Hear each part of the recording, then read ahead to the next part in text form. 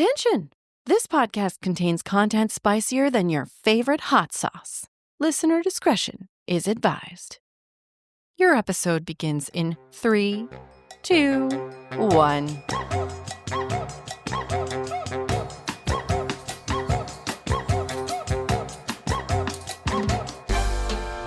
I feel like I start every episode now with like, woo, I'm so excited to talk to you guys about this book. Is that a bad thing? Does it make it seem like I really love every book? Because I don't. Being excited to talk about a book is very different from, I loved this book. Yeah. True. It says more about how you love talking to us. God, it's true. I do love you so much. I also think at this point, now that we are 22 episodes in, I have no clue what fucking number this is.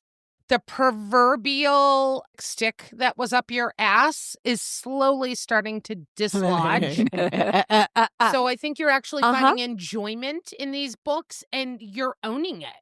Yeah, Joey, I think that's 100% spot on. So the suspense is killing me. I can't wait to get this over with.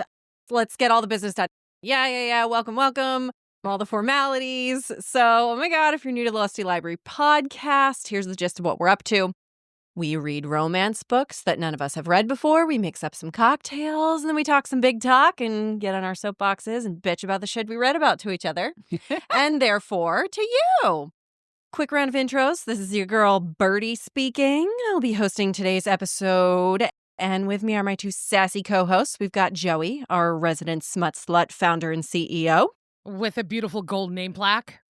Yeah. And Lex, our resident mixologist and general all-around Renaissance woman. Oh, thank you. I love that title. Just out of curiosity, what's your current side craft that's happening right now in the world? Oh, that is an excellent question. Yeah. So I'm doing some wire work in jewelry land, and I'm also knitting some beautiful scarves. And does gardening count? Yeah. You know, it's time for seedlings and stuff. And I've been looking up, is it legal to, and can I actually make Applejack? Leave it to Lex to look up the fucking legality of it. I'd already have a whole operation in my basement. Fuck the legality. She's like, can I make Applejack? No, you have to know where the legal part is so that you can do what you need to do. All right. And skirt that line. All right. It was not missed on me that you did not ask me what I am doing as side projects in my spare time. Because the question for you is, how many books have you read since I've last seen you?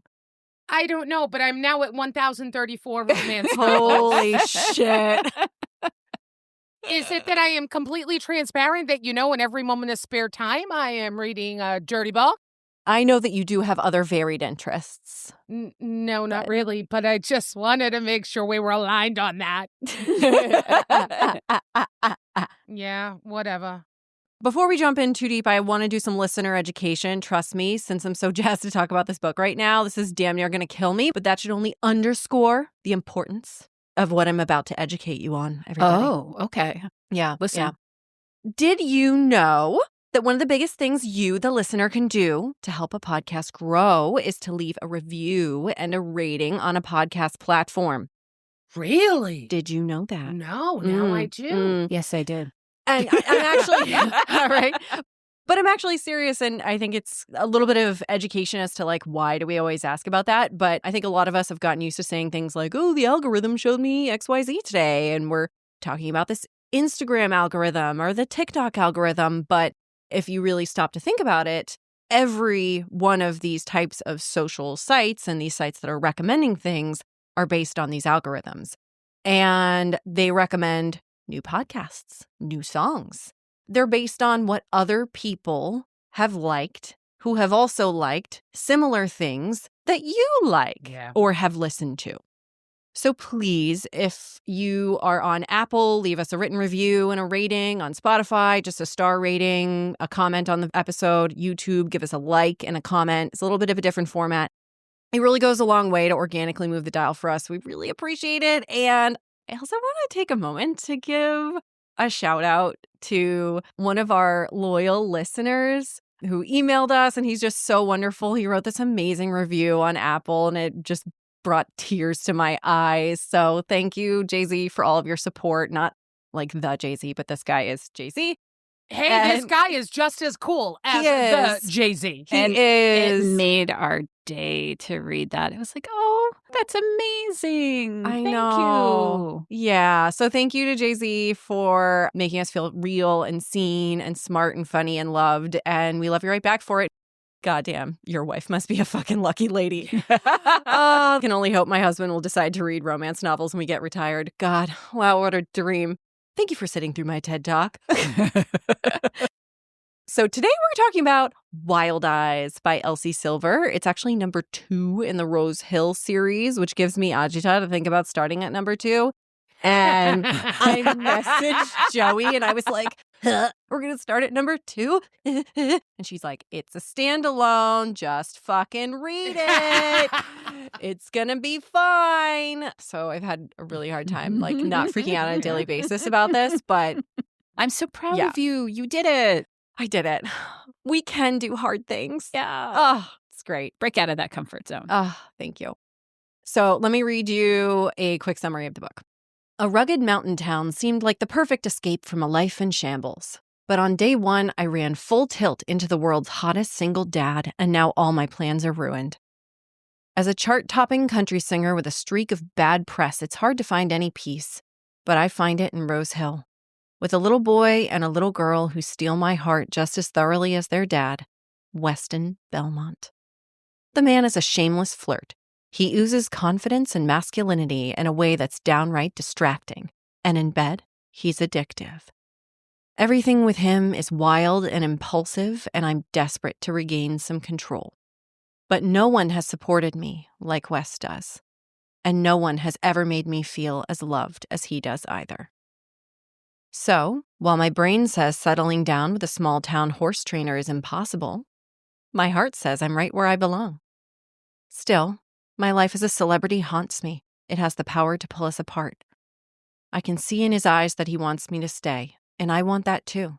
But I know better than anyone that we don't always get what we want. I wasn't planning on doing that, but it just came out. That's just how you have to read it. You know what? I was you this time. Yeah? I didn't read the summary at all. I went in blind. And are you glad that you went in blind? Uh-huh. Yes. Birdie, what were the key things that drew you to this book in particular? So funny you should ask, Joey. I know that people think that I'm really, really, really well educated and so smart and sophisticated that I do all this research on my books. Yeah, no, I saw the cover. I thought it was cute. First of all, I think you're fabulous, but that's a completely another bucket in the list. I really did choose this book because of its cover. I really did. Because I got to tell you, I'm a visual person. I went to art school. The first impression is everything. I need the cover to sell me. But I just find that 9 out of 10 times, if the cover is well done, it's going to be pretty good. Oh, God, really? Yeah, it's like, that's how I buy my wine, too. So I've had some terrible wine for that reason. Lex and I can debunk that theory immediately with the monkey moonshine wine. They were monkeys and fezzes. I had to get it. So cute. God. Oh, projectile vomiting after a bottle each. I mean, I think you'd be projectile vomiting after a bottle of anything. No. It was, no. It was in our younger days. There were 2 bottles involved. Oh, yeah. We drank the decent one first and drank the terrible one second. Okay, so yes, I have to admit, covers, if it's a terrible cover, I'll probably pass by it unless somebody has recommended it to me. And then if I get a recommendation for a friend, it doesn't matter what it looks like. If my friend and I have a similar taste or they've made good recommendations before, then I'll just throw my trust in it. And it doesn't matter if the cover is silly. Because let's face it, a lot of the novels that we are currently reading, we get a lot of repeat pictures, graphic design, so many hunky guys with tats. I'm so tired of it. Sign me up. Oh my God. Blasting my fucking eardrums out here. Yeah. I like a little bit more subtlety. I thought the cover design, the graphic design of the cover was really, really cute. Pretentious. Oh, excuse me. Yes, Excuse me. I am pretentious. I am. Yes, I am. This book came across as very like light and fluffy, but underneath there's a lot of really serious themes in it. So just a content warning out there before you dive into this book: childhood psychological abuse, childhood trauma, substance abuse, death by OD referenced on page. Yeah. I knew that this was like a ranchy world. I knew it was a single dad thing. And I thought, well, that could be fun to read about. And we're coming off of a couple books ago, but it still feels very fresh, with a female character that didn't come out as strong as we wanted.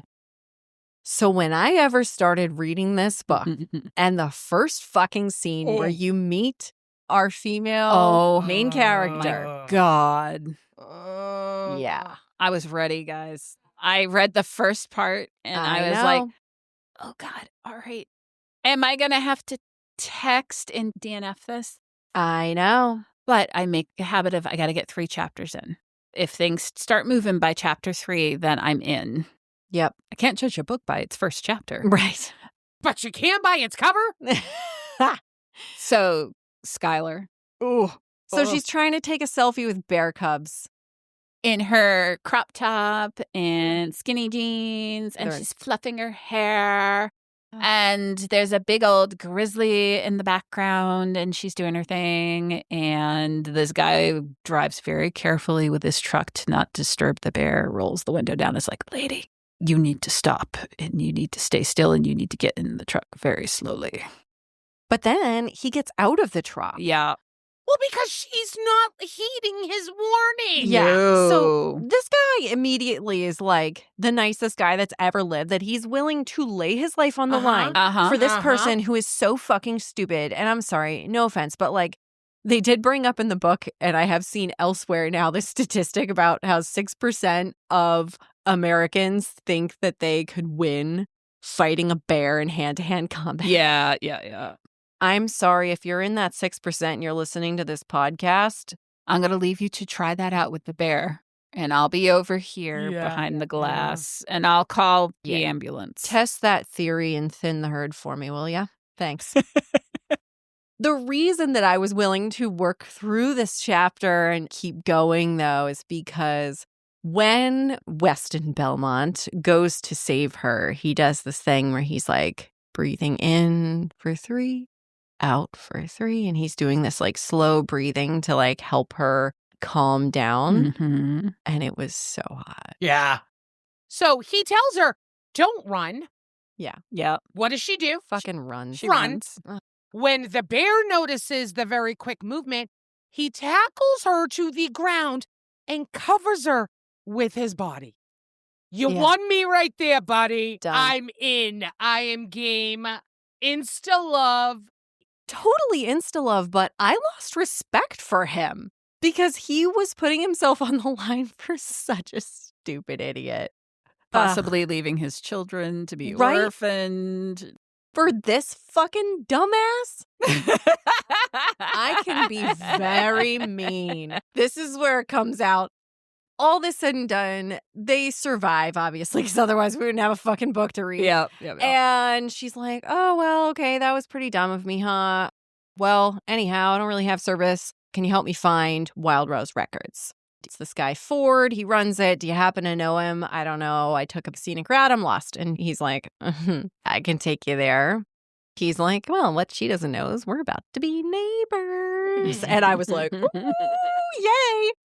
She shows up at the recording studio unannounced. She's this big famous singer, and the people are like, fuck, you're here? Well, shit, we're not even like done building the studio. Why didn't you tell us you were coming? Like, the guest houses aren't ready, nothing's ready. But you know what? My brother lives next door, so why don't you just go stay in his bunkhouse? It's going to be fine. Like, I'll just go tell him, let me take you over to the bunkhouse. And she couldn't go to a hotel because it was tourist season. Right. And the few hotels in the area are famously no vacancy. So she puts her stuff down in the cobwebby, disgusting bunkhouse with her manicured nails.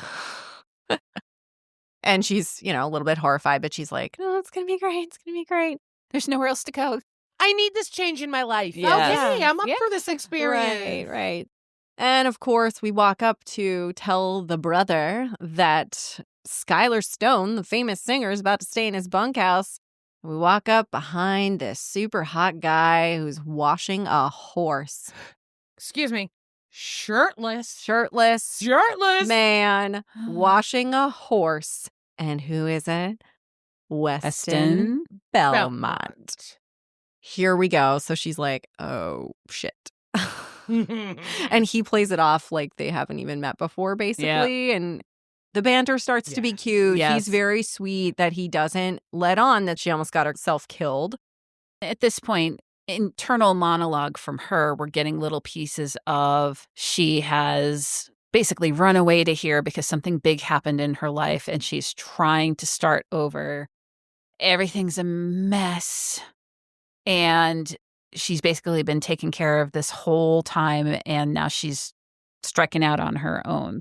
Her inner monologue saves her. Yes. Yes. Yeah. Absolutely. If it hadn't, yes, I would have been like, spoiled. Right. Spoiled. I very much ended up enjoying her by the end of that day, even. She had saved herself. Oh, yeah. Mm-hmm. Where they're trying to make the bed, and she's like, what is that? I don't know how to make a bed. And then he's like, and she's like, no, don't worry about it. Like, I can do it. There's a YouTube tutorial for everything. I can figure it out. She meets this little boy wandering the property, and it's Weston's kid. Oliver. Yep. He was sitting up by the water. So on cute. A log reading. Yes. And just quiet. And Skylar had been walking the property to kind of gather her thoughts and was walking by the lake. And she sees the little boy and she just starts talking to him because she's good with people. She's good with kids. He doesn't say very much to her, but he lets her sit next to him on the log. And he finally does introduce himself as Oliver. So, it's not like she was trying to force him to talk. She was okay sitting with him in silence, just being near him and not forcing a conversation. It was like a beautiful compatibility between the two of them. It was so sweet. It was a very sweet interaction. And then the bull in the china shop, Emmeline, which I love that name. Yeah. Such a good name. Yeah. Emmy, who's 6, and Oliver is what, 8? Yeah. Mm-hmm. So Emmy shows up, totally wild child, like, oh my God, are you Skylar Stone? Freaking out. She's like, I'm going to make a dance for you for your new video, and you're going to love it, and then you're going to pay me for it. So she's just bold as fuck. It's great. We immediately meet his children, and they're immediately like, oh, you're part of the family now. You're going to come have dinner with us. Mm-hmm. I love how she wrote that dynamic of kids do that. Yes. They just decide they like you. Right. Yeah. And boom, you're my friend, and that's it. Yeah. So, okay, come on. You're obviously coming to dinner. I didn't ask Dad and didn't check it out. Just like, yeah, this is what's happening. And it was so perfectly done. So now they've had this whole full day of banter and like hanging out. And he's out feeding the horses, doing what he calls night check. And she happens to bump into him. It was like really sweet and everything was going great. But then she just has this like weird, desperate kind of moment, and she goes and kisses him, but he doesn't kiss her back. Mm-hmm. And I loved that. At this point, he's been talking to this lady the whole day. He kind of knows that she's coming out of this fucked up situation, and it just seems a little rushed, a little crazy. Damn, the guy is such an adult. Yeah. So he works with quote unquote problem horses. Yes. And he said from working with animals that he's learned to read people well, because with horses, they can't tell you what they need. So he does a lot with movement, gesture, and action.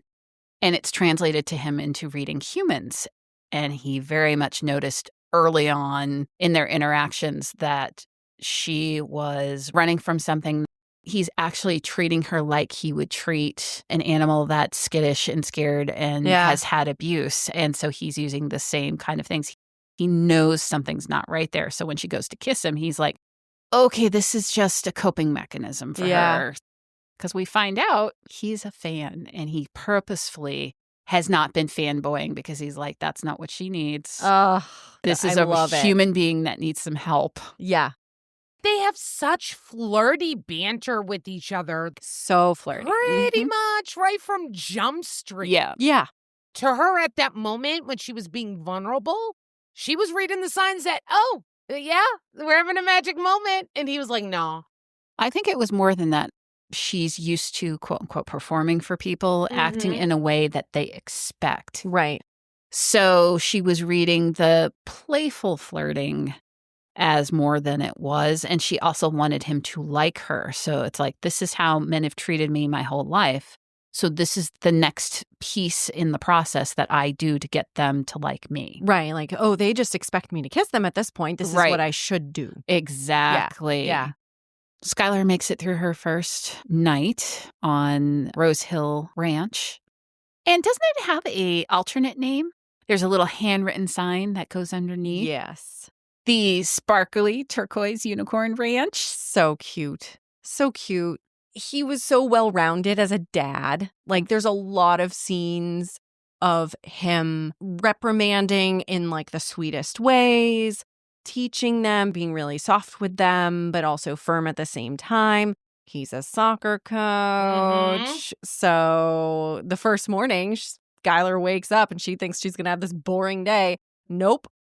All right, lady, come on down. My coaches bailed on me, so you're going to be my assistant coach. Here's your hat. Here's our evolution into friendship. Right. We talked about being friends. Yep. I could use a friend. Wait. I don't know anything about soccer.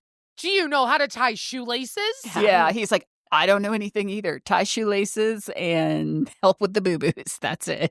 He even makes her go out to this soccer game without any makeup on. He's like, we got to go. We got to get in the car right now. So she doesn't have any makeup on to start. She's got the sparkly turquoise unicorns hat on. And she's a good sport about it. Like, she goes out, she's assistant coach, she does her thing. They're about to leave, and I felt so bad for her. She turns and she gets a ball kicked, smack into her face, blood everywhere. Like, not even like, oh, I'm just bruised. Like, blood. Like, it's bad. There's something bad Not happening. broken, just It's about as hard as you can go without that happening. Right. And of course, somebody just happens to fucking get a picture of her not looking great. Yeah, I don't know if it was like a parent took a picture of it and put it up on social media and it got blown up. So rude. So she's not feeling great at this point, and she's just gonna go make macaroni and cheese in her tiny little bunkhouse, and he's just like, we're going out for dinner. So she's like, oh, fine, I'll sit in the corner. They're having dinner, and all this information comes out. She's got the alerts on for her name and like her ex-boyfriend's name set. So this whole time, it's been this recurring theme that she's glued to her phone, and he watches her have this sickening, like, psychopath level up, down, like, I'm going to pretend everything's perfect, but I'm broken on the inside when I look at my phone. And then I look back up and everything's fine, but in this really creepy shell of a human sort of way. So he's just like, yeah, this person is fucked up from this social media. So she ends up telling him that her ex-boyfriend was getting paid to be her boyfriend. It's awful. Her parents have been her managers. Oh, God. She has an agent, but they basically work for her parents. So you find out she's basically this child star. Yeah. That started in pageants and worked all the way up to becoming a country music star. And she's just a moneymaker for her folks. She doesn't own anything because they've stolen all the rights to her shit. It's really fucked up. They have a really nice dinner. They're on the lake. It's very romantic, by the way, just for context, so that when I tell you the next part, it makes a little bit more sense.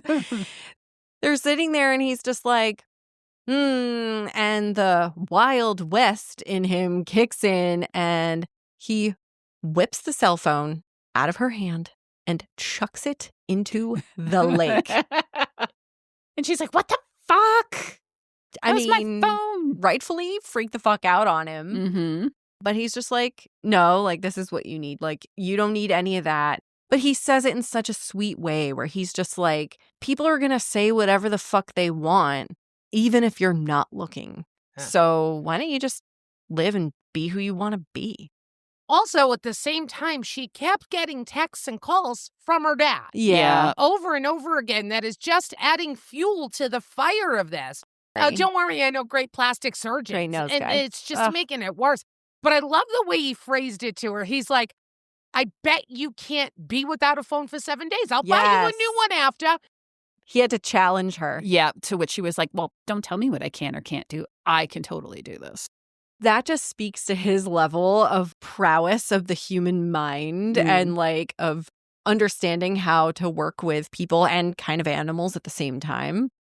Well, between the horses and his children, I think he got plenty of training. Right? Honestly, it is kind of a way to treat a child. Like, I bet you can't do that. Yeah. So she's without a phone now. She's pissed. She's like, all right, fine. I'm going to try and figure this out. I'm going to go back to my little bunkhouse and go to sleep. She's standing there and a little mouse runs over her feet. So West hears bone-curdling scream coming from the bunkhouse. And he's like, oh, my God, she's out there alone. Fuck, I just threw her phone in the lake. Yeah. Let me run and see what's happening, because if there's an intruder, she has no way of telling me. And she's like, no, I'm fine. I'm fine. It's fine. Nothing happened. I'm He's fine. like, no, And you're he's not. Like, what the fuck are you talking about? Because it turns out she's been sworn to secrecy about this mouse because this is West's sister's, quote, pet mouse, Scotty, which Rosie introduced Skylar to Scotty before they even met. Oh, be gentle with Scotty. Give him some crumbs. But don't tell my brother because he'll set traps and Yeah. then Scotty. Eventually, he's just like, why don't you just stay in the house? And she's like, oh. So we're creeping closer and closer to each other at this point. Something to mention is the kids aren't there now because Oh, they right. go to their moms and then it will be a week before they're back. So the kids aren't here this week. So they're alone in the house together. He made a point of saying, like, I don't do relationships. I'm not looking for anything long term. My kids are my priority and my work's my life. I'm not bringing anybody into this relationship because I don't want them to have to deal with if something goes wrong. Yeah, and he just doesn't want to like flip on and off with them. Fair enough. So we find out it's not like he's a monk. Right. He's just had friends with bennies. Right. And he's never found quite that person that he really wants to introduce to them and make her a part of their lives. So it's a big thing that he says, just stay in the house. But it's in a guest room, you know, and he's a gentleman about it. They sleep in separate rooms and she sleeps the best night of sleep she's had in a really long time. She sleeps till 11 o'clock the next day. It's quiet. There's no cell phone to remind her of all these things. She feels safe. It's this symbolic moment where that's like the reset button for her. And the next morning she wakes up and she's like, okay, well, I don't have my phone, but I do have my laptop. So let me just go see what are the headlines that are coming in here. The very top of her inbox, she's got this line that says, breaking news. Local jerk feels sorry for throwing Skylar Stone's phone in the lake. It was so cute. So cute. Did this get you with the banter, Joey? Oh, right off the bat. Yeah. I think they had immediate banter, very cute, very flirty. Yeah. It kind of drove me nuts. Why? Because they clearly got along. They clearly were attracted to each other. And we had to wait so fucking long until magic happened. Oh, wait, are you telling me the person who doesn't believe in Insta love was pissed off that it took a while for them to get together? Speechless. Okay. Speechless. No, there's a difference between insta-lust and insta-love. Like, when you're professing your love after 4 days, I have an issue with that. Okay. When you're saying, I like you and want to fuck you on every single surface that we can find, it's a completely different thing. Got it. But so their banter is really cute. Yeah. And so now she's on this trajectory of regrowth, refresh, renew. That whole week is just wonderful bliss. She's spending time at the lake. And it's so funny because, I don't know about you, but for me right now, with the world the way it is, this is escapism. And most of it is like romance. It's smut. For me, this book, the escapism was, God, wouldn't it be nice to be in a small town with no phone? Oh, God, that sounds nice, doesn't it? Yeah. Yeah, and the guy with thick thighs is just a Oh, icing on the cake. I know. And the talk of his well-worn leather boots and his white T-shirts against his tan skin. I mean, yeah, but really I'm here for the no phone in the small town. Okay. Uh-huh. Yeah. That's all right. I'll take care of the rancher while you have the no phone in small town. They end up having this whole week where he's doing his ranch thing. She's doing her thing. She ends up actually going out for a girls' night with some of the ladies. He goes out for his bowling night. And they're flirting through this whole thing. He drove her home from ladies' night. She's all drunky. Yeah. There's this one moment. She's like, all right, I'm going to go find him. I know it's 11 o'clock. He's going to do the night check with the horses. They're doing night check. She's drunk, walking around with no shoes on in the barn, by the way, because she's letting loose. Okay, that was gross. It's a clean barn. It's a horse barn. Hair. Really? Yeah, no. Oh. Sorry. Anyway, go ahead. See, my mom brought me up as a kid going to visit the Budweiser Clydesdales. And it was always very clean in there because they were always like hosing everything down. Everything's hosed all the time. Yeah. It's just one of those things where like, and I'm somebody who likes to go around without shoes, but I'm like, barn, nope, you put those shoes on. The concrete floor. Nope, not happening. No. Well, she was walking around with no shoes. And granted, she was drunk, but it's just to give you an idea of where she started and where she is after this week of rejuvenation. So the next night, they're sober. They're doing their night check. And they end up having a lot of really good, deep conversations. And at the end of it, he's just like, all right, well, good night. I'm going to go take the canoe out. And she's like, I'm sorry, what? Yeah. It's 11:30. You're taking the canoe out? What are you going to do? And he's like, I'm going to go paddle around in the lake. And she's like, oh, well, can I come? And you're like, oh my God. Okay. So they're getting in this fucking canoe on the lake. And at this point, you've had a whole week of a lot of flirting, but a little bit of like some hot and cold. He tries to make friends. She pushes him away. They come back and they're flirting again, but then they go back and away. They come out, they go back. But underneath it all, like, they both know that they've got the fucking hots for each other and they're just kind of fighting it because she knows she's not going to be there forever. He knows she's not going to be there forever. And they're kind of fighting it. They're in the canoe. And this is where it gets taken to the next level.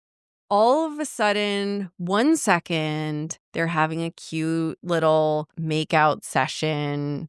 And she kind of like crawls over to him. And immediately I'm feeling like I'm in the boat. I'm like, oh my God, oh my God, oh my God. She's going to tip the boat over. Oh my God. And I'm like, no, he couldn't possibly let the boat tip over. No, like, so she crawls over to him in the boat.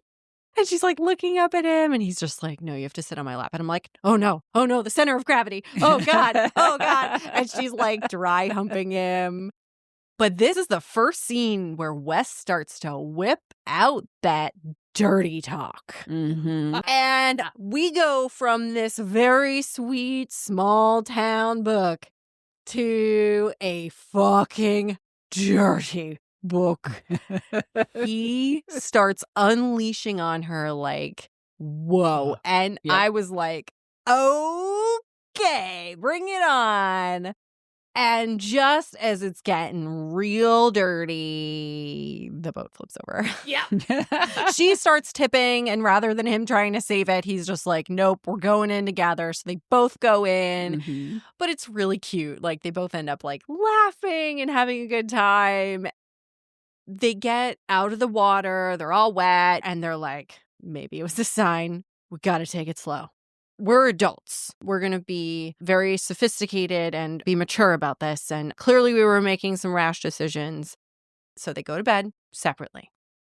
The next day, the kids are home. Yep. And so at that point, Skylar's like, okay, I'm out of the house. She moves her stuff back into her little bunkhouse. The kids hang out for the day. They've both brought her little presents. Yeah. From their week away. Oliver has brought her a bird book so she can identify birds in the area. He bought it with his own allowance money. Have we even said why it's so special that Oliver is talking to her? Oliver is on some sort of spectrum, and it doesn't go into it too deep, but we find out that he does not speak to anyone except for immediate family. Yeah. So it is really, really, really, really extra special that he started talking to Skylar like from minute one. It's earth-shattering in the family. Right. It's even like a gateway for West because he's like, this woman is special. So it kind of adds this layer on for him in more ways than just the fact that she's got great tits and she's kind of funny and they have good banter. And the crazy thing is Oliver is asking for her to be part of family things. Like, hey, can Skylar come with us? Hey, what about Skylar? He is immediately drawn to her. And I think it's because she doesn't force the relationship with them. And Emmy's the same way, too. Like, Skylar this and Skylar that. But we expect that from Emmy because she's so outgoing and she just, whatever she wants, she gets. For Oliver to actually say something was a big deal. So, Oliver's helping around the house and goes to wash his clothes and empties the dryer. And it's like, why is Skylar's stuff in the dryer? Why are there girl clothes in the laundry? Well, Skylar stayed at the house while you two were away. And he just lays it out there and he's honest with them, which I also love. Like, God, great dad. Clearly, this is a work of fiction. Because there's no man that can possibly be this fucking amazing. Ugh. No, I mean, there probably is some guy in the world. There is. And they were like, well, why aren't you still staying here? Why are you back at the bunkhouse? And she's like, oh, no, like, I want you guys to have their space. And they're like, no, you should stay. You should stay.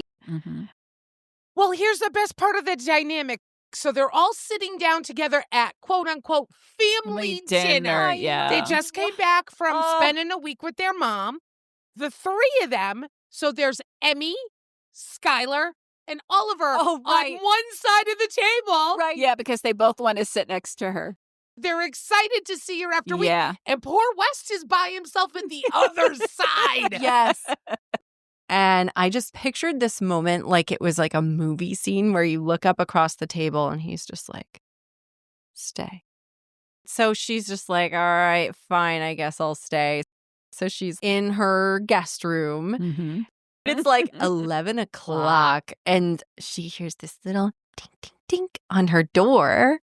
And in comes Emmy. Skylar, I need to talk to you. It's important. Oh, it's so cute.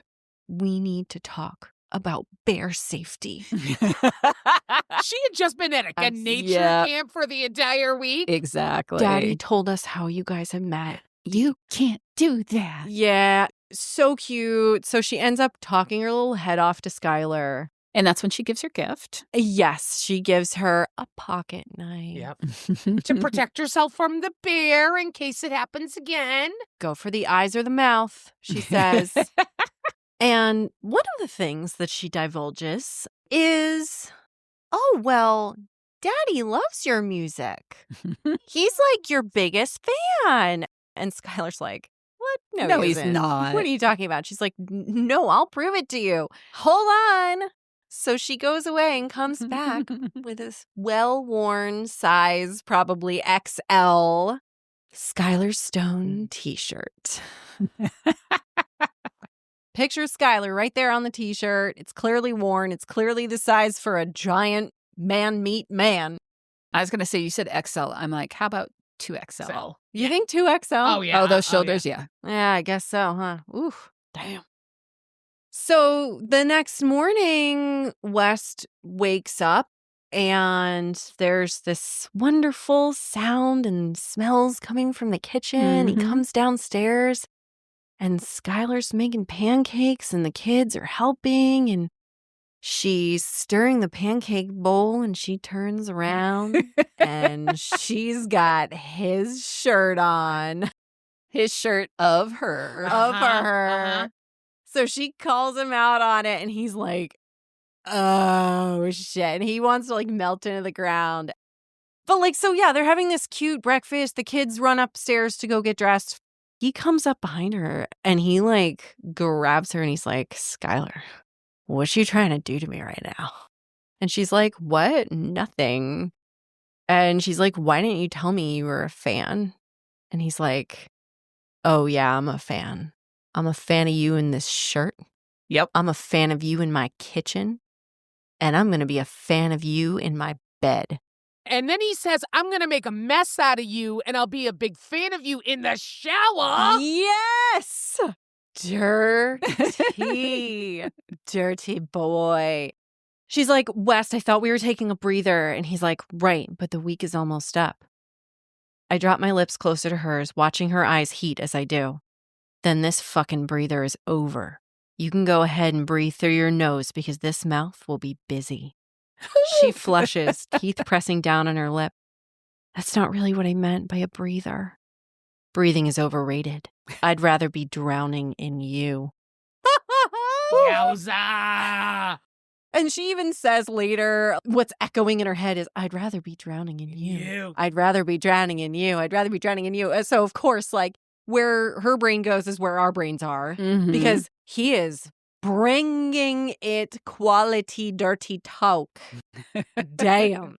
By the way, this whole time, she's sitting on the counter because he's, like, pulled her up there and he's, like, nuzzling her neck. He's, like, starting to put his hands under her shirt.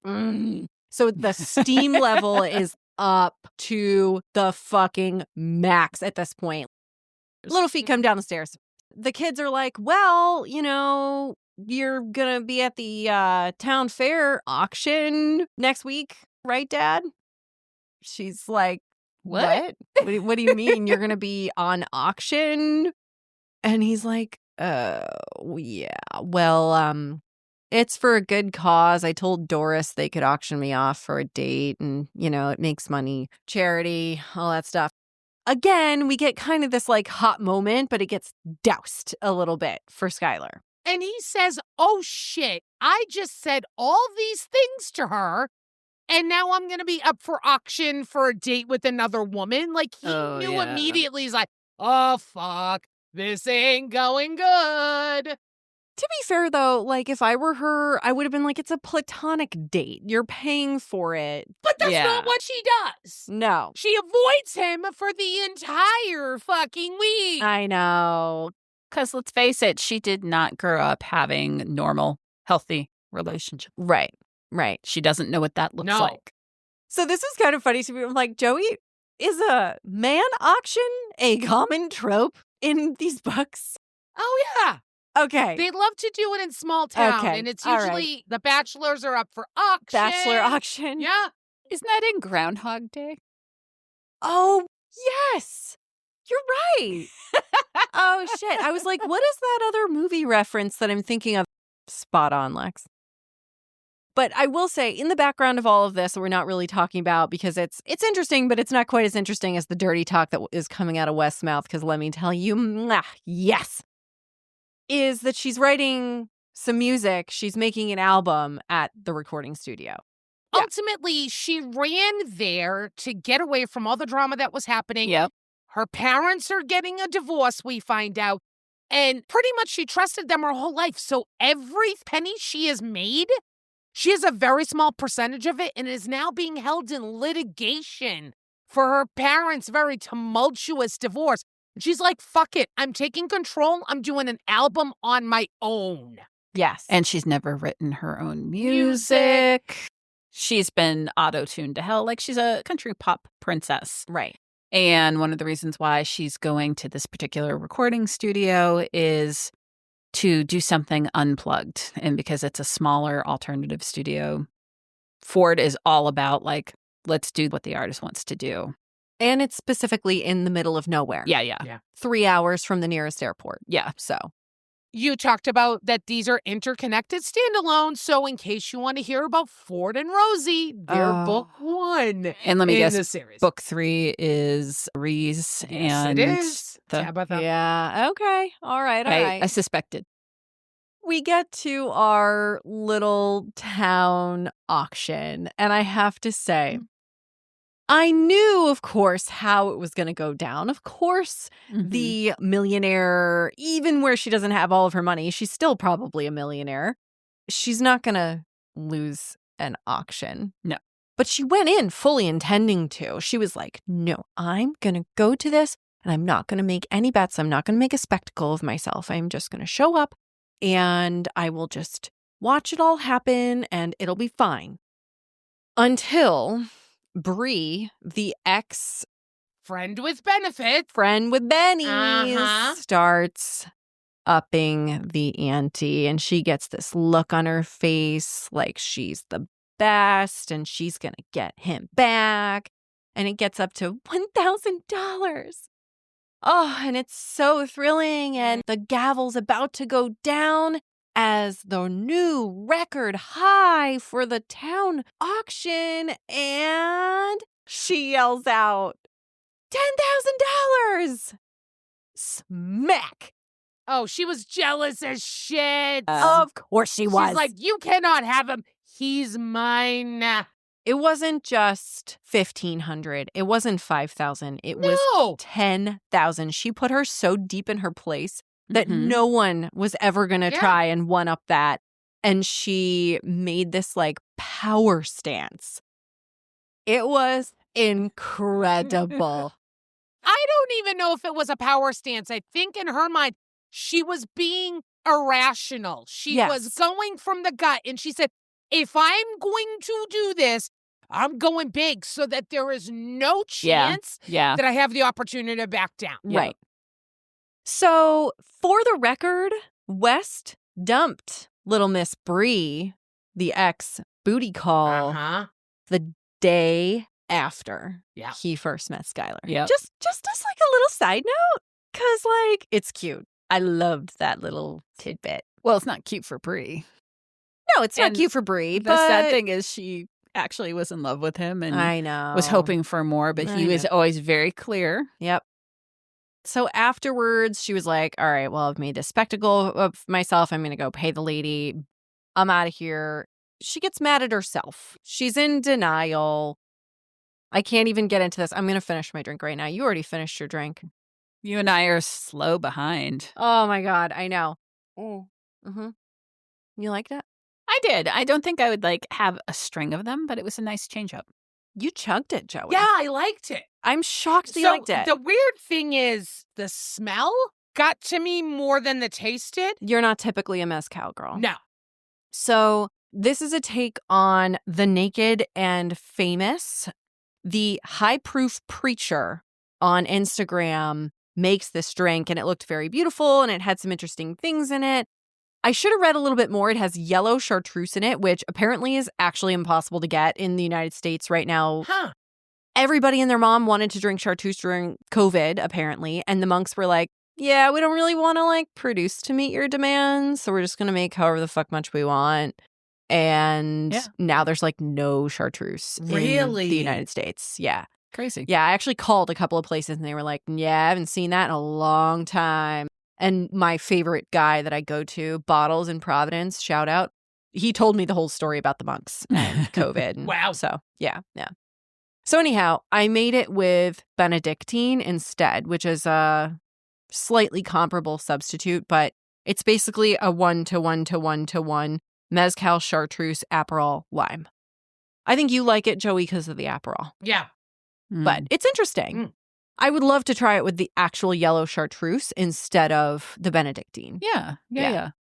I drank all of it, so. Yeah. All right, I'm having a drink because we're warming up. We all right, need to folks? go. We are going. Let's fucking go. This book is all cute and cute and cute. Until it ain't cute no more, baby. It ain't cute no more. She walks back to the house. Takes her about 30 minutes to walk back to the house. In the meantime, he's looking for her. In the meantime, he's losing his mind. Because he can't find her. He's like, fuck, she's got no phone. I don't know where the fuck she is. I need to find her. And he's panicking. Yep. So at this point, she's walked home to his house. Yeah. He ends up getting back there. He screams in on his truck. Yes. Tearing down that gravel driveway. Rushes up to her. He's just like, dude, you don't have a phone. I can't find you. What the hell? He's basically just like, I'm fucking sick of pretending. And he proceeds to throw her onto the hood of his car, rip her panties off of her. Excuse me. What? His truck. I'm sorry. This Man yes. drives a truck. How dare I? You know. make it seem like, a Ford Escort or a Toyota Camry. No. Fucking truck. It's a truck because that way when he throws her onto the roof of the truck, her pussy is right at mouth level. Right at level with his mouth. So he rips her underwear off, throws them into the driveway, and he proceeds to go down on her, and she's like, oh, I'm sorry, like, I'm really slow sometimes. And she gives him this preamble, and he's like, oh, challenge accepted. And immediately, just for the record, of course, I'm doing this. I don't know if either of you thought about this, but I was just like, okay, so if it was a 30-minute walk home, then that means it must have been like maybe a 3-minute, 4-minute drive. How hot do you think the engine would have gotten by the time he got back? I was not thinking about that. Yeah, I was a little worried about her burning her back. No. No? It was just me thinking about that? Yeah. Oh, okay. Normally, I'm on your side on this one. Okay. I wasn't thinking about it at all. All right. So it got real hot real fast. So he goes down on her and it's super hot. And then he picks her up, flips her over, and he's just like, we're doing this. You want this right now? And she's like, yeah. And he's like, how bad do you want it? She's like, I want you to fuck me. So she starts dishing it back to him with the dirty talk. And he's like, hell yeah. And flips her around. He's got her like tits out and everything. Oh, yeah. Her dress is just like around her waist. And so he takes her leg and he puts it up on the bumper to get her all spread out. And he starts fucking her. And she says, he fucks me like he's my biggest fan and it has nothing to do with fame or music. Yep. This is the crazy part. This is at the 66% mark of the book. Uh-huh. Where the fuck did Dirty West come from? I know. Okay, so he gave a little bit earlier, but this was like all of a sudden the cat's out of the bag. Filthy, dirty, beautiful. But it was no secret because you even heard it in some of the banter with people around town where they talk about the Old West, the Wild West, the things he used to do back in the day. And that he also had all the girlfriends and stuff. So we and Skylar didn't see that because he keeps it on the down low, especially since the kids are around. But it's just under the surface. But isn't that what you're saying, Joey? Like, where was he my whole 65%? Yes. Yes. Oh, you just want it revealed earlier. Yeah, he came out of left field. And I don't think I was expecting it. And I was elated when it came out. Oh, okay. So they're doing the deed on the top of the trunk. And he said, who's going to play with your clit? You or me? I was like, oh. Bam! Yeah. Bam! Yes. Yes. The end of the scene of them fucking on the truck, he whips the condom off and he throws it on top of the pile where her ripped off underwear is in the driveway. They don't pick it up. Well, they don't pick it up, but it's this kind of symbolic moment where the cum starts leaking out onto the underwear. And he's like, why are you looking at your underwear like you're jealous of them? It was so great. And they have this kind of sweet moment where you hear her inner monologue and he carries her into the house after that. And she's like, and I've never felt more cherished. Mm-hmm. So this scene goes well into the night. By the end of it, he makes her come 5 times. Little Miss, oh, it takes me a long time. 1, 2, 3, 4, no. You clearly haven't been fucking with the right person. The next morning, he's making breakfast, and there's a knock at the door, and Skylar answers the door, and she's wearing his Skylar Stone t-shirt. And this older woman that Skylar's never met before says, Oh, good morning. West has that same Shirt. Yeah. And the guy standing at the car turned around, not even facing them, goes, honey, it is the same shirt. And it was just so good. So we immediately know it's West's parents. Yes. And they get talking, and it's like totally mortifying. I love his dad.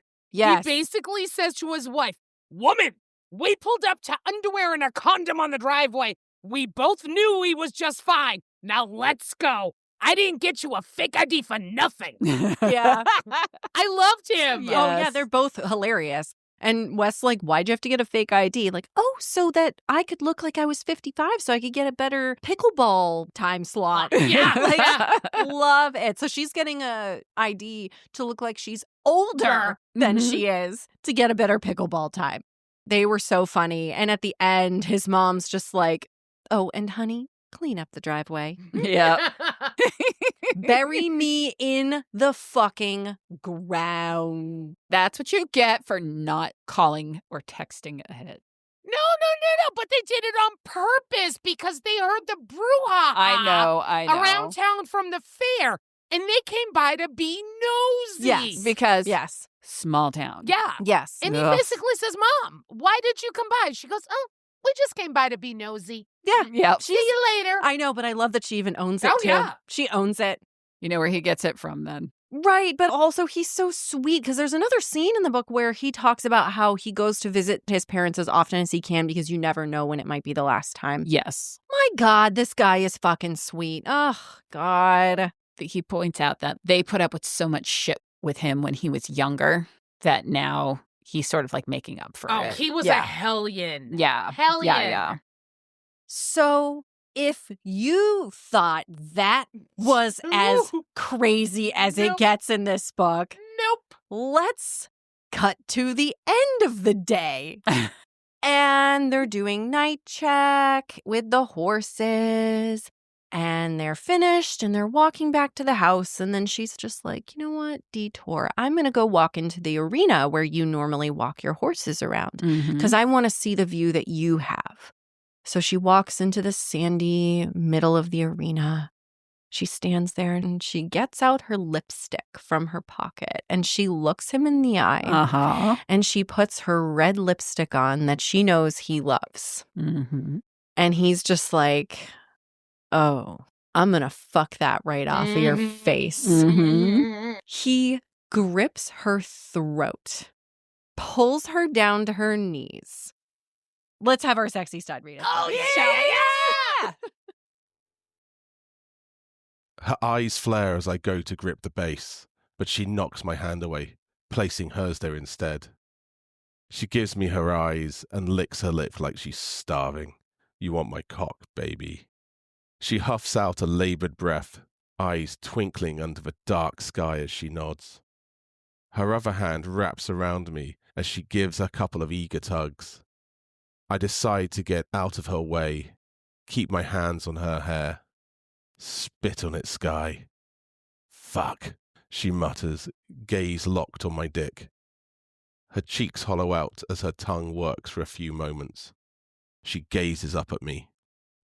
All that talk about putting my smart mouth to use made it go dry. My fingers soften in her silky hair, and I tip her head up gently this time. I can help with that. I bend and start with a light kiss before slipping my tongue into her mouth to explore. She softens in my hands, her tongue meeting mine as she whimpers into my mouth. After a few seconds, I ease away and grip her jaw. With my thumb on her chin, I pop her mouth open, hover over her lips, and spit. You're welcome. I rasp before straightening and place my fingers over hers where they're holding my cock. Try again. Her hazel eyes darken in the low light and her back arches at the sight of my cock in her hand. Spit on it. And this time she does. We both pause for a second staring at my cock. Our spit. Our hands. All of it is so fucking hot.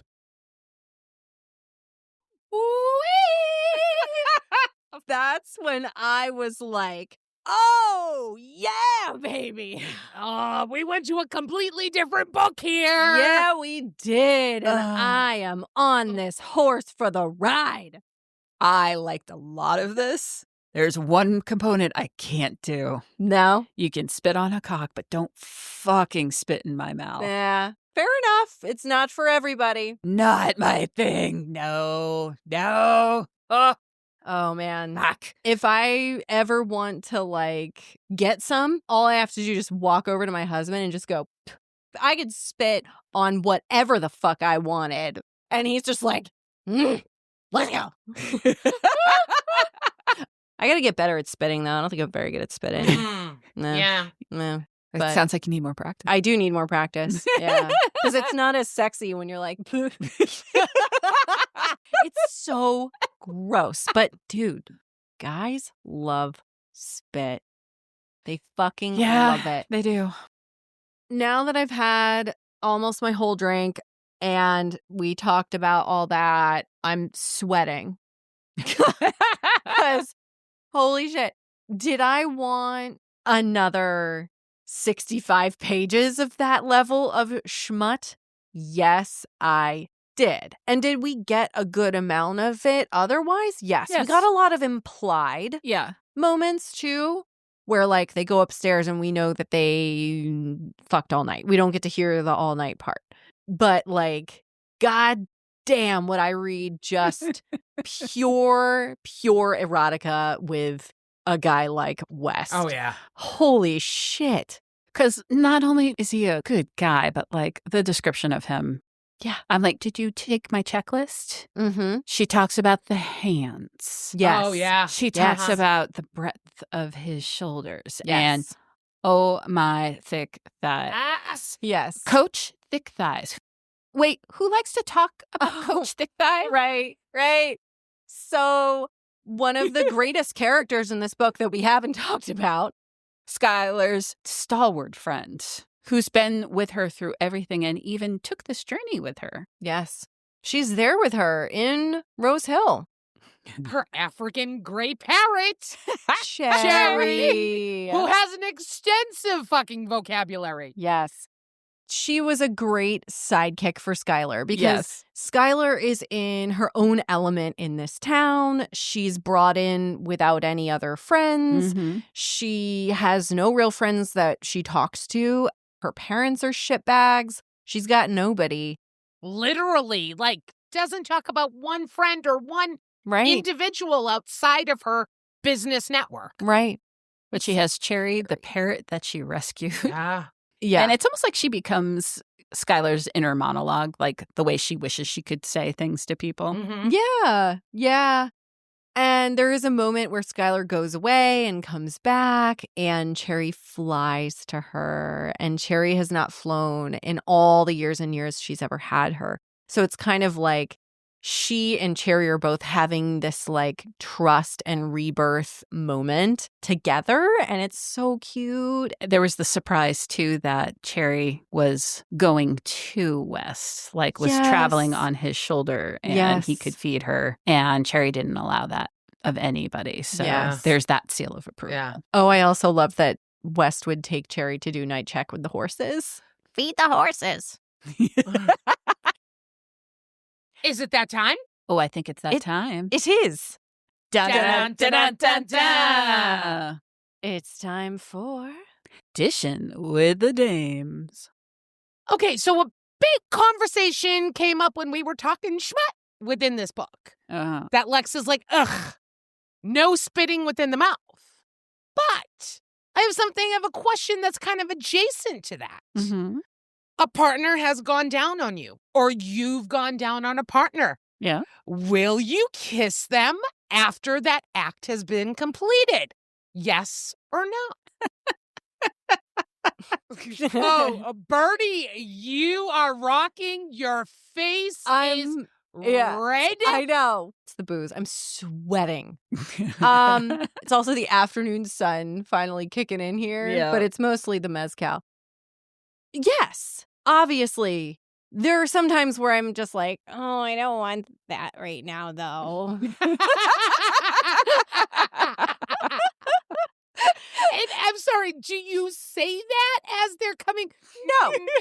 No, because it's my own body. Yeah. But like sometimes I'm just like, I don't really want my face to smell like pussy. I don't know. It's just funny because like every once in a while, God, this is like TMI. Mom, if you're listening, just turn it off now. Thank you for your support. Go away now. Bye. Dad too. Goodbye. Whereas just like my husband will just like wipe his beard and then he'll be like, and he'll look over at me and I'm like, no. And it's funny because if you do have a partner with facial hair, Yes. the remnants are just not on their lips. It can get embedded in there. Well, but it's also like hair holds on to smells. Yeah. Yeah. Sometimes it's a lot. But like, I'm not going to say no. I mean, the guy just had his face down there. Clearly doing the Lord's work. Of course I'm going to give him whatever the fuck he wants after that. I'm absolutely fine with it. We're exchanging bodily fluids of Yeah. all sorts. Yeah. We're inside, we're outside, you're up, I'm down, we're around, flip it over, make Yeah. it warm. I'm okay with that. I don't know if I've ever been like, honey, I'm just not in the mood for it now. I don't want to smell like my own pussy, but will I say in the beginning that I was okay with that? No. I think it was completely weirded out. Lex? 100%. Like, I've never turned it away, and it's just like you're usually so in the moment, it just doesn't fucking matter. I will say 2 things. 1, having a partner that doesn't have a lot of body hair is a big plus in this area. 2, having facial wipes by the bedside is great for a myriad of things, reasons. Yeah. Or having them in your purse or in your luggage. I think it's just like all things. There's no such thing as bad weather. There's just being poorly prepared. So you are the Girl Scout of oral sex, then, is what you're pretty much saying. That is exactly what I'm saying. She's the troop leader. It is always important to be prepared. Yeah. So there's a lot more that happens towards the downward arc of the remainder of this plot line of the book. You're just going to have to read it to get the rest of it. I think it had a really nice third act that sealed things up quite a bit. It also gave me a little bit of like the nervous jitters for a second there, but it wrapped up really nicely, like very sweet ending. I don't always need a fucking epilogue where everything gets like Disney level perfect done. I'm kind of tired of that, but I mean, was it satisfying? Yeah, sure. So fine, whatever. And some people I know don't even read the epilogue. Yeah. They choose not to move Right. in that direction. Like, Yeah. I have to. If it's there, Yeah. totally. What did we think? Let's rate this bad girl. Let's start with the romance. What? You're gonna follow the fucking rules? You're not gonna randomly go, well, I want to go story first just because I fucking feel like it. Today you want to go and follow the rules. Yeah. Guess what? I had to go third down on my list to read you that. Of course you did. What do you think, Lex? You can choose 5 out of 5 roses. You can choose 1 to 5 roses. I was like, are you subliminally telling her this needs to be a 5? You can choose 5 out of 5. Or 5. Yeah. Gee, let me choose. Well, I thought this was very, very sweet. I thought they were cute for each other. There was one quote that I really, really liked, and it kind of spoke to why I thought West actually was really the perfect fit. There's a man who will do everything for you. And then there's a man who is secure enough to realize there are things you need to do for yourself, and who steps back and revels in watching you soar. Yes. That is the one moment that I was kind of like, oh. He was super supportive for her. Yeah. He's exactly what she needed at this point in her life. It's that he was so secure in himself that he could just step back and let her do her thing. But like, I wasn't like swept off my feet. I was able to like pick this one up, put it back down, pick this one up, put it back down. So I'm giving it a 3.5. Very respectable romance, very sweet. But I wasn't like compelled to be like, oh my God, where are they going? Are they going to be together? Of course they're going to fucking be together. The suspense on this one was just not quite there for me. Okay. I wanted just a little bit more like, oh my God, come on, smush their faces together. No.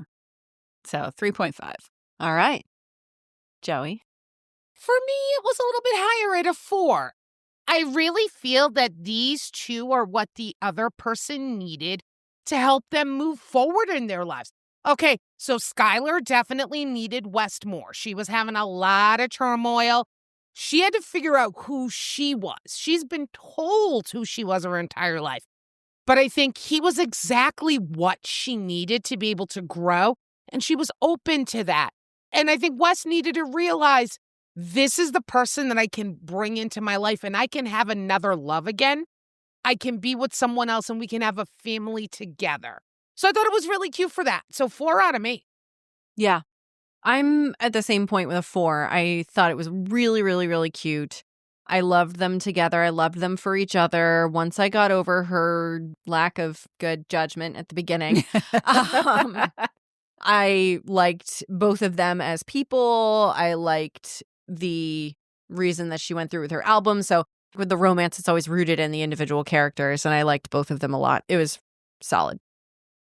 How about the schmut, Joey? We can do 1 to 5 raindrops.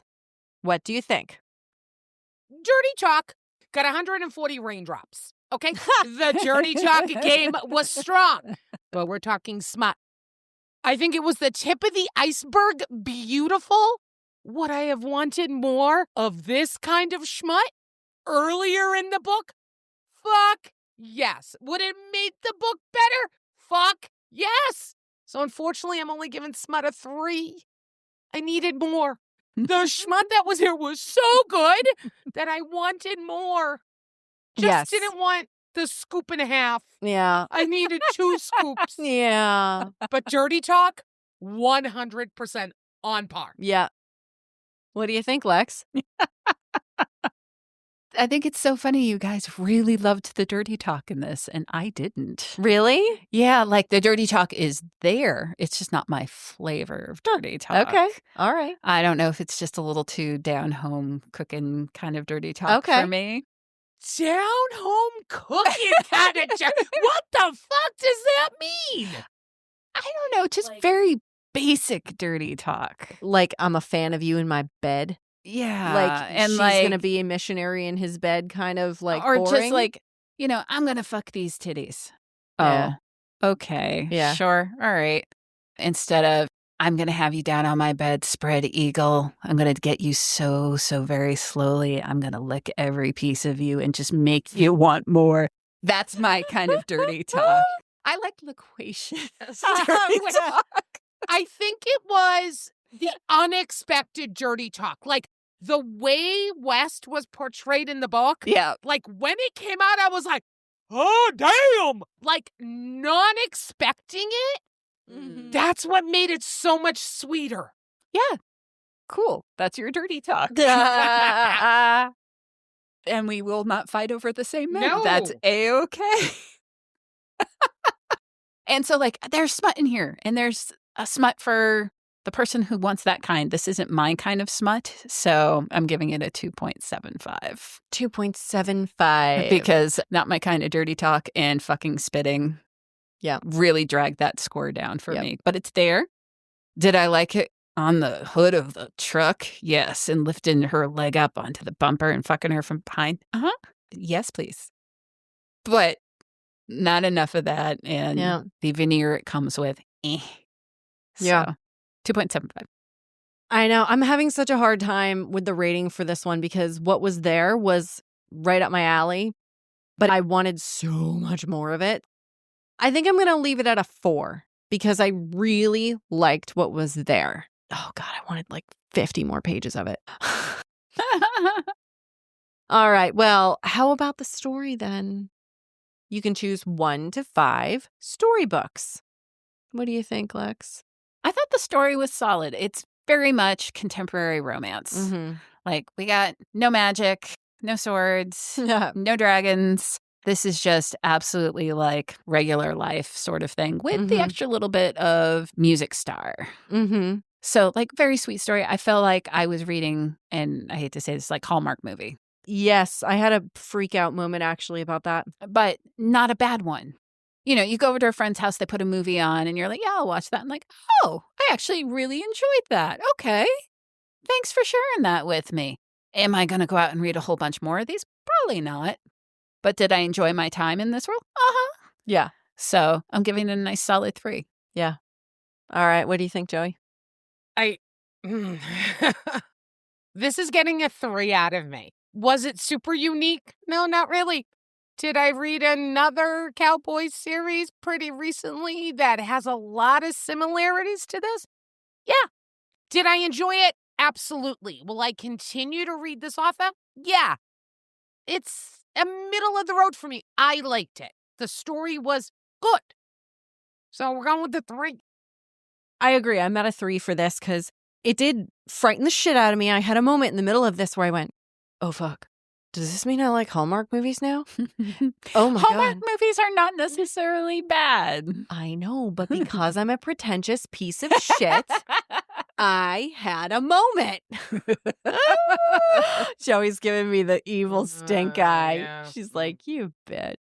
It's a solid 3. It's a fun story. She moved her way through it. Is it earth-shattering? No, but it moved really nicely. I read it quickly. I liked some of the twists and turns. I mean, this isn't necessarily a storybook thing. It's more of a production thing, but the audiobook was excellent. Oh. The narrators were great. The song was well done. I think this is our first Teddy Hamilton book. Oh. Love me some Teddy You Hamilton. like it, Teddy? Okay. He's one of my favorite narrators. Oh, okay. Okay. I'm like, who's Teddy Hamilton? He did a great job. All right. Overall, you can choose 1 to 5 eggplants. How many eggplants did it make you feel? What do you think? Wait, who's going first on this one? Me. Here, I'll go first. Go. Go on, Lex. Okay, so overall, really solid read. I enjoyed it. It was great for commuting, reading while I'm on the train. I'm giving it a 3. Like, this is one that I could recommend to people who are just starting out in the genre. It's a nice, easy introduction into the romance world where things don't get too weird, but you get a little bit of smut. You get some good, wholesome family in there. It's lovely. So I give it a nice 3. I am just a tad bit higher than you at a 3.25. I thought the writing style was really easy to digest. Am I really drawn to read book 1 in the series? No. But I am kind of drawn to find out book 3. I think that story may have a little bit more dynamic in there. Yeah. Will I read other stuff Elsie Silver writes? Yeah, probably. I thought it was a really good, solid, light read. I didn't think a lot. There were fun moments. I didn't have to get too in-depth into my head and Google shit. To me, when you talk about beach read and something relaxing that you're there for just entertainment, like this is that kind of book for me. I thought it was fun. Mm-hmm. Yeah. I'm going with a 3.5 overall. Thought it was fun. I very much enjoyed the smut that was there. That was what really sold me on the whole thing. I normally wouldn't really be so crazy about reading about a superstar singer, famous person, but it was the rancher element that I was most drawn to. So I actually didn't even realize we were getting ourselves into a famous person type situation until I started reading, and I was like, ooh, but she was fine. It was mostly Cherry that really helped with her. So solid. Well, thank you, everybody, for listening today. I would encourage you to check out our new baby on the internet. We have a baby Patreon. It's a baby. You got to go feed it. Don't do that. I know it's triggering for some people, including myself. Yeah, don't do that. But yes, please go feed the baby. Go feed the baby. But girls, don't make those noises ever again. Okay. All right. And we'd love to hear from you on social media. We're on Instagram, we're on Facebook, and we're on Blue Sky. Yeah. So do me a favor. look down at whatever device you're listening to us on right now. Right on top, you should see the follow button. Click that bitch hard. And make sure you follow us on Apple Podcasts, Spotify, or YouTube to get notified of new episodes. Who the hell would want to miss out of one single moment of the fun we get to have here? Oh, yeah. I mean, hey, you know what? If you don't have Instagram or Facebook or Blue Sky, come on down to our website, thelustylibrarypodcast.com. Scroll all the way to the bottom and sign up for our mailing list. Check the little box. Sign up for the mailing list. Joey puts together some really cute stuff for you. It's sparkly. It's fun. It's a great way to get our drink recipe without having to click all the way through to the website. It just gets delivered to your mailbox in a cute little format with a picture. It's very nice. I need a patriotic drum roll going, a flag in the background, because the dames need you. To please go to the platform you're listening to. Go and leave a review because it helps us with our algorithm, helps you hear more episodes, and it just helps us all elevate up. But we cannot do it without you. And if you're not quite sure, how do I leave a review? Go to our website, thelustylibrarypodcast.com, and there are instructions on how to leave a review on your favorite platform because we need you. And guess what? I'm up next. Oh, it's Joey. So go now, grab this book, and get ready to join the dames as we discuss Still Beating by Jennifer Hartman for our next episode. Oh, I can't fucking wait. Birdie's already happy as a clam on this pick. So when Birdie's happy, JoJo's happy. So you too, get out there, read this book, and join our conversation. All right, everybody. We'll see you in 2 weeks. Thanks. Bye. Bye.